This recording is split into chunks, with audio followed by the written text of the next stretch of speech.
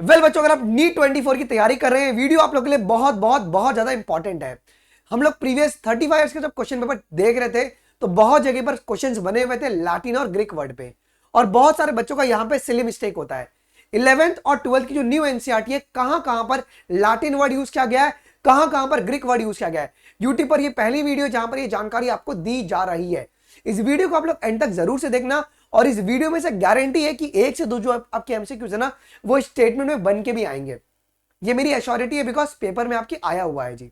तो इस वीडियो को आप लोग 1.5x पे लगा लो और अपने दोस्तों को आप लोग शेयर कर देंगे, जिससे कि आपका डेटा और टाइम दोनों बच जाए। So without wasting any further time, आइए हम लोग हमारा वीडियो को शुरू करते हैं। बच्चों, अगर आपको बायोलॉजी में 360 लाना है ना, तो आपकी प्रिपरेशन भी 360 डिग्री की होनी चाहिए। आपको हर वो पॉइंट पढ़ के जाना है जो आपका कॉम्पिटिटर नहीं पढ़ रहा है। अब ये सारे पॉइंट को ना बच्चे हल्के में लेते हैं, लेकिन अगर सवाल बन गया ना बच्चों, 4 मार्क्स से 2000 रैंक आगे पीछे हो जाएगा। होगा कि नहीं होगा? 2000 मैंने बहुत कम बोल दिया, 10,000 रैंक आगे पीछे हो जाता है, और -1 से कितना रैंक नीचे चले जाएगा, उसके लिए बहुत इंपॉर्टेंट है। और मैं ऐसी वीडियोस लेकर आते रहूंगा। कल के दिन हम लोग लाएंगे बोल्ड वर्ड्स के ऊपर, ब्रैकेट में तुम्हारे पास क्या क्या लिखा गया न्यू एनसीईआरटी में, जिससे कि तुम्हारी प्रिपरेशन को 360 करवाया जाए, है ना। ज्ञान सिर्फ बकैती नहीं करना है, प्रैक्टिकली काम भी करना है। सो आइए शुरू करते हैं। हमारे पास सबसे पहला पॉइंट बच्चों, सबसे पहला पॉइंट हमारे पास आता है लिविंग वर्ल्ड से। लिविंग वर्ल्ड में दो जगह पर वर्ड आपके पास लैटिन और ग्रीक वर्ड यूज होते हैं। सबसे पहला आपका वर्ड यूज होता है तुम्हारा बायोलॉजिकल नेम में। अगर अपनी एनसीईआरटी देखोगे तो वहां पे लिखा हुआ है कि biological names are generally Latin in origin, और उसको इटैलिक्स में लिखते हैं। बच्चों, italics is not a language, italic font होता है, लैंग्वेज लैटिन होता है। प्रीवियस पेपर में ये भी पूछा गया है कि लैटिन ही क्यों है भाई, क्योंकि लैटिन तुम्हारा डेड लैंग्वेज है। डेड लैंग्वेज का मतलब वो लैंग्वेज जिसको ऑफिशियली बोला नहीं जाता है। तो बायोलॉजिकल नेम तुम्हारे पास क्या है? लैटिन इन ओरिजिन है बच्चों। आइए, जो दूसरा वर्ड आपके एनसीईआरटी में है लिविंग वर्ड से, वो है सिस्टमैटिक्स। जो सिस्टमैटिक्स ये वर्ड है ना, वो एक वर्ड सिस्टेमा से लिया गया है, और सिस्टेमा तुम्हारा लैटिन इन ओरिजिन होता है बच्चों। अगर अपनी आप एनसीईआरटी अगर पढ़ते हो, यहां पे लिखा हुआ है ना कि the word systematic is derive from the Latin word, और लैटिन वर्ड का मतलब क्या बच्चों? सिस्टेमा होता है जी, सिस्टमिक अरेंजमेंट। तो लिविंग वर्ल्ड में दोनों जगह पे तुम्हारा लैटिन इन ओरिजिन है जी। लेकिन असली कांड कहां पर हो गया बच्चों? वो हो गया आपका एनिमल किंगडम के अंदर। 3 जगह पर लैटिन और ग्रीक में कंफ्यूज किया गया है। सबसे पहले अगर आप बच्चों पढ़ते हो क्या, फाइलम, अगर आप एनालिडा पढ़ते हो, सो फाइलम एनालिडा में यहां पे एक लाइन लिखा गया है क्या, कि द फाइलम नेम एनालिडा जो लिया गया वो एक लैटिन नेम से लिया गया, लैटिन ओरिजिन है। उसका मतलब है एनिलस, और एनिलस का मतलब होता है लिटिल रिंग। तो इसको याद करने का तरीका क्या है जी? LA, लास वेगास, या लॉस एंजलिस, LV हो जाएगा वो, लॉस एंजलिस, LA करके याद कर लो। एनालिडा तुम्हारा लैटिन इन ओरिजिन है बच्चों, ठीक है। और एनालिस का मतलब क्या होता है? Little ring. डन हो गया। आइए जी, ये हो गया तुम्हारे एनिमल किंगडम में पहले जगह पर। अब एनिमल किंगडम में दूसरे जगह पे ग्रीक वर्ड यूज किया गया है। ग्रीक वर्ड कहां पे यूज किया गया बच्चों? एम्फीबियंस में यूज किया गया। अगर तुम बड़े गौर से अगर अपनी एनसीईआरटी देखते हो तो यहां पे बोला गया है ना, आज the name indicates, okay, Greek word amphi, amphi का मतलब होता है तुम्हारे पास क्या जी? डुअल।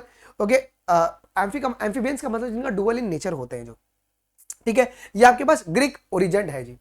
डन, ठीक है। तो आपके एम्फीबियंस जो है बच्चों, वो तुम्हारे पास ग्रीक ओरिजिन का होगा जी।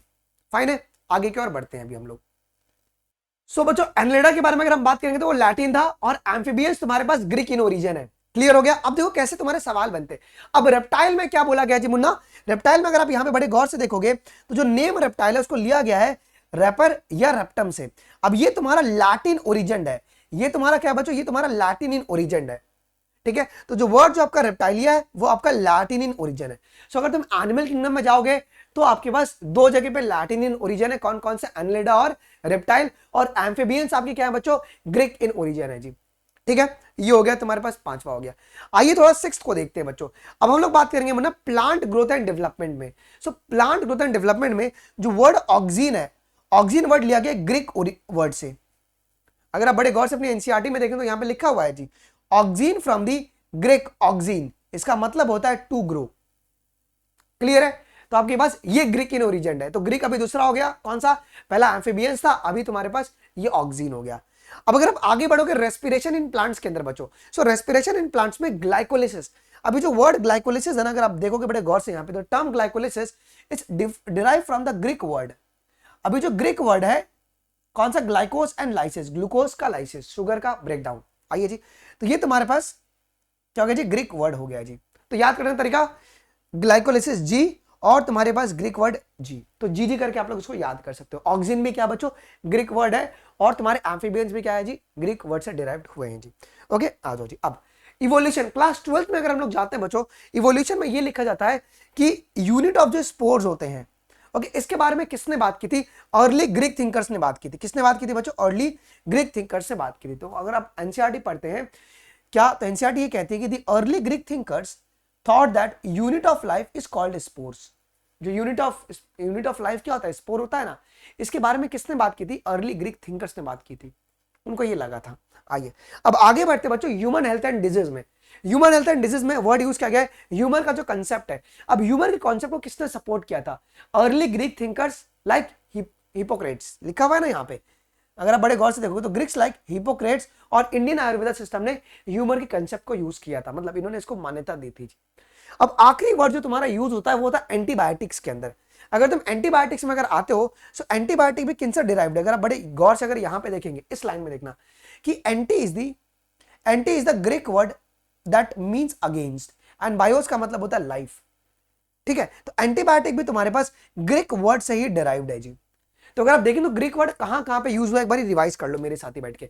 सबसे पहले हम लोगों ने ग्रीक वर्ड को कहां पे यूज किया जी, एम्फीबियंस में यूज किया, फिर ऑक्सीजन हो गया, फिर ग्लाइकोलिसिस हो गया, अर्ली ग्रीक थिंकर्स थे और हिपोक्रेट्स थे, और सिक्स्थ हमारे पास क्या था जी बच्चों, ये एंटीबायोटिक्स था। लैटिन हम लोगों ने कहां कहां पे यूज किया जी बच्चों, वर्ड सिस्टेमा में यूज किया, फिर बायोलॉजिकल नेमिंग के लिए हमने यूज किया जी, फिर हम लोगों ने एनलिडा के लिए वर्ड यूज किया, और हम लोगों ने रेप्टाइल के लिए वर्ड यूज किया था जी लैटिन। यहां से मोस्टली अच्छे खासे क्वेश्चंस आपके बन सकते हैं।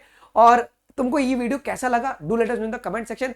और हम लोग और भी वीडियोस पे काम करें बोल्ड वर्ड्स, तो तुम्हारी 11th और 12th न्यू एनसीईआरटी में इतने ही जगह पर ग्रीक और लैटिन के बारे में बात किया गया है बच्चों। ठीक है, आइए जी, और भी तुमको वीडियो चाहिए तो मुझे जरूर से बताना। अभी हम लोग काम करें बोल्ड वर्ड्स पे काम करें, ब्रैकेट में बहुत जगह पे लिखा हुआ है, पीवाईक्यूज बहुत बने हुए उनसे, तो वो सब भी मैं आपको लेकर आते रहूंगा जी। अच्छा, सबसे पहले न्यू टॉपिक्स आपके ऐड हुए हैं, ओके, उसके रिगार्डिंग भी कुछ बातें मैं भी आपको बताने वाला हूं, वो कैसे मिलेगा जी बच्चों। आज शाम को 6 बजे ना, आज शाम को 6 बजे नहीं सॉरी, अभी ठीक 1 घंटे बाद सुबह 10 बजे अभी हम लोग 250 एमसीक्यूज करेंगे।